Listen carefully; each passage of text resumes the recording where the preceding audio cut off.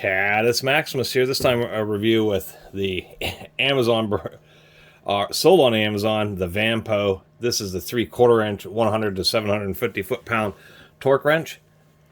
On their, this is a promotional product. They sent me this for free, and you know, as I've explained before, I take promotional products because when I have a personal need for them. In this case, Vanpo is one of these companies that has actually sent me emails for months and months and months, and I've just been, I'm not, I think digital torque wrenches are great, but I really wasn't interested in a bunch of their torque wrenches just because I have plenty of torque wrenches. I have way too many torque wrenches. I didn't have a 3/4 inch, so I've been bugging them, and they finally sent me another message, and I said, I'm interested in the 3/4 inch torque wrench because that's what I don't have. A long time ago, I had a snap-on one, but I ended up selling it. I need some cash, and I've been wanting a higher value torque wrench since then. This normally is $250 on Amazon. At the time I'm making this video in June 10th, 2023, they had a $50 coupon, so it's $200 for this. It does come in a case, although I did mention this to them. I criticized them because this case didn't even have like a simple cardboard box. They literally slapped the shipping label onto the side of the plastic case and then just shipped it in the plastic case. And I thought that was a bit cheesy. I mean, the case got a little beat up. I'm actually not going to keep this case, but I will give them credit for having quad latches, for the latches being metal. I do appreciate that. 4 latches all the way along the length. It does have actual hinges versus where they mold in. It has like a molded in folding, plastic webbing for a hinge. These are real hinges, and they do use steel pins, so I'll give them credit for that. Credit for the steel clasps. And the one thing that's a little cheesy is this case is used for like a whole variety of different torque wrenches. So this torque wrench, it's still a little bit heavy, even though I will admit it's on the shorter side, only being a 36 inch. This torque wrench sits in there like this. You have all this extra empty space. What's kind of odd is, where did that thing go? It came with the T30 so that you can detach the head, but it doesn't make any sense to me because big torque wrenches tend to have like a handle like this, and then they have another big extension. This, I will say, is on the shorter side for such a high value torque wrench, up to 750 foot-pounds. They're advertising as a 39 inch. It's really not. The distance between the anvil and the center line of the handle, once you've got it screwed up to 750 foot-pounds, it only is 36 inches.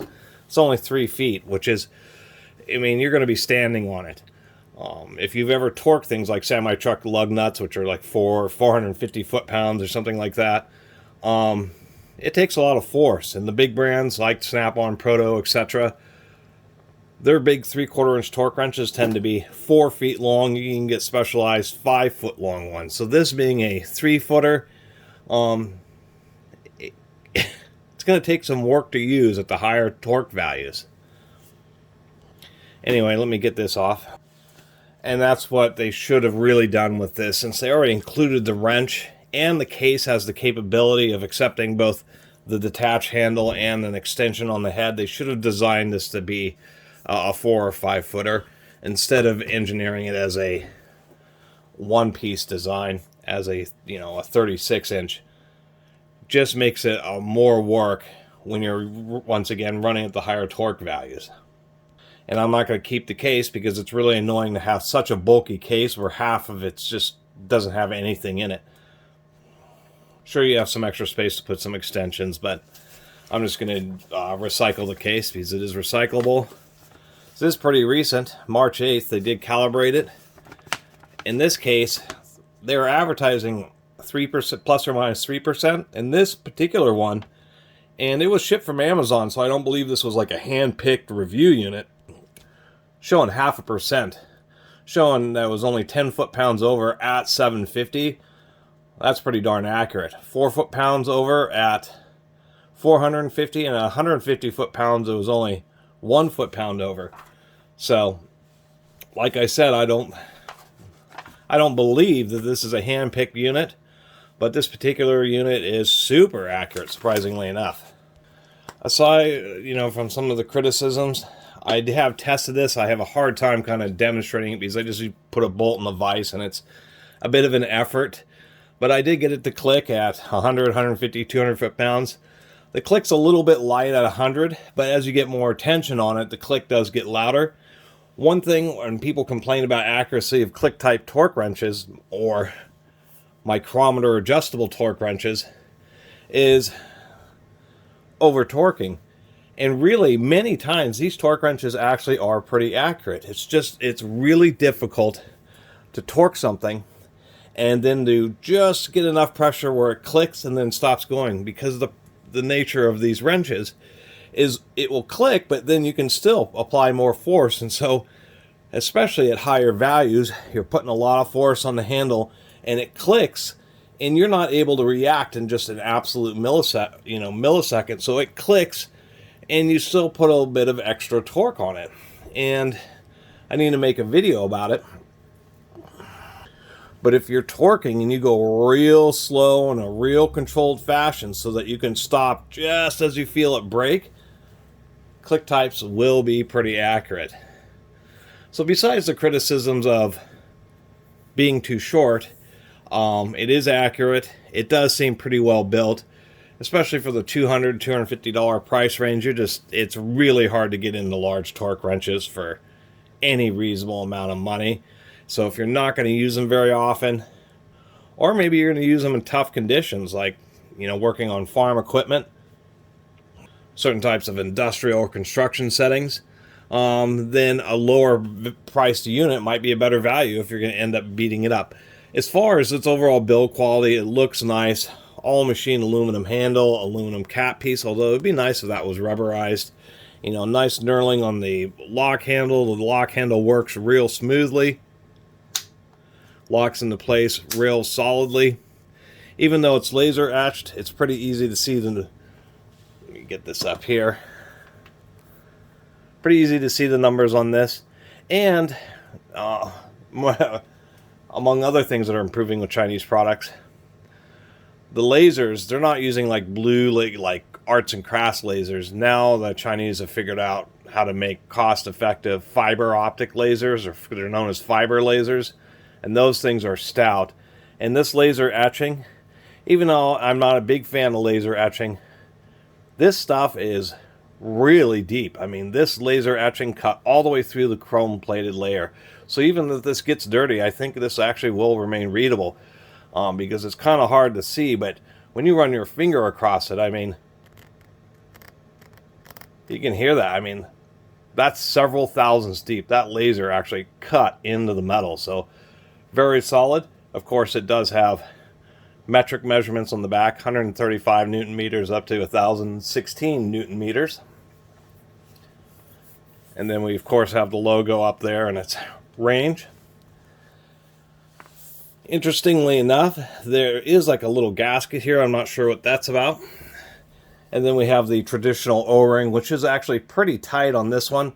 Most click-type torque wrenches have an O-ring up here, because this is where how these work is there's just this handle presses against a spring. There's like a little ball bearing, and so when you're torquing, what ends up happening is the little prong just blips over the top of the bearing and makes the click sound. So that's why they have this pin, is because this head is connected to a separate bar that goes in there that swings ever so slightly to make the click. So there's a pivot pin, which obviously is steel. Looks really nicely machined. And it's using a swing pawl head, which is just fine when it comes to something like a torque wrench. It's not my favorite design. It's a design that Proto popularized like 70 years ago or something. And it's probably one of the most common styles of ratchet designs. This is reversible. I actually didn't test to see if this would click in reverse. Micrometer type torque wrenches, most of them will operate in forward and reverse, but not all of them. You do need to make sure of that. This one, having a reversible head, would indicate that it can operate in either direction. Very rarely you're going to be torquing something counterclockwise. Anyway, I will, once again, detachable head with the T30.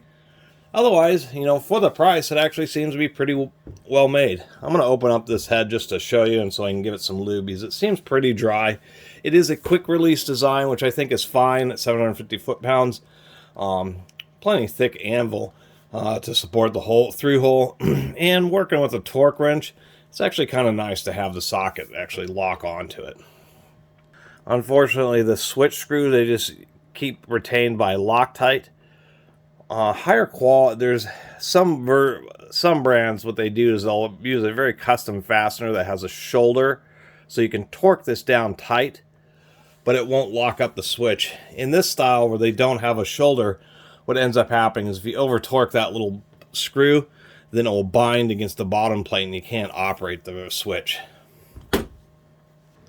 It's a pretty thick bottom plate, like I'd say that's like 3 millimeters or so, maybe 3/16 of an inch.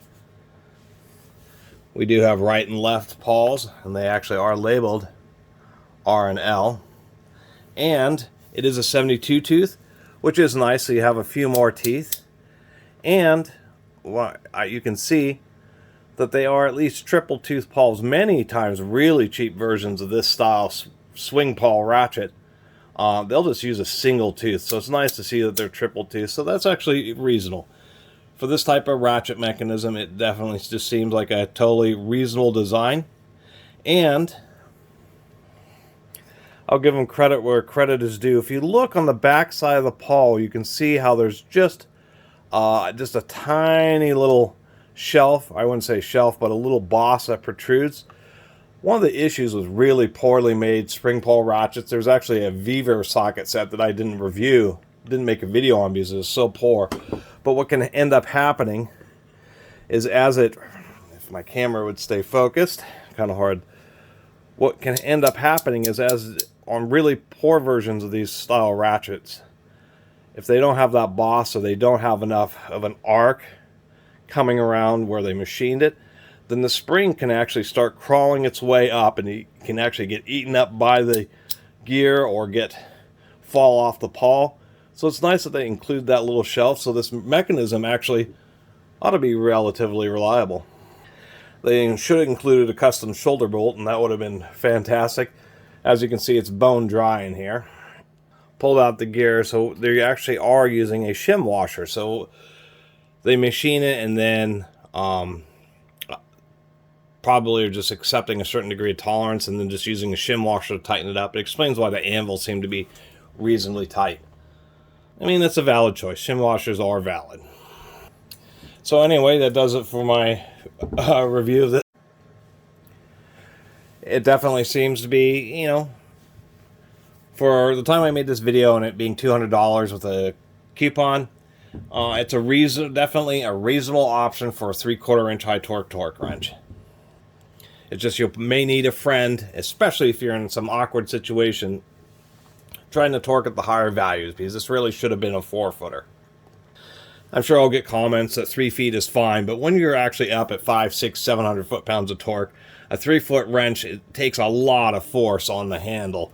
I mean, it really does. There's a reason why a lot of the protos and professional brands are 4 feet long. You'll be able to get it done with this, but you may have to stand on it at those very high values, or really be able to put your legs into it and have good bracing. Other than that, I think it's reasonable build quality. It's very competitive in the torque wrench market, but less competitive when it comes to these large torque wrenches. And I think the head design is actually pretty decent. Even though it's a swing pawl, I was at least satisfied that it's a halfway decent design one with 72 teeth and triple tooth pawls and that type of stuff. Anyway, I do have a link in the description if you do want to check it out. Really appreciate everybody who's been watching. See you next time.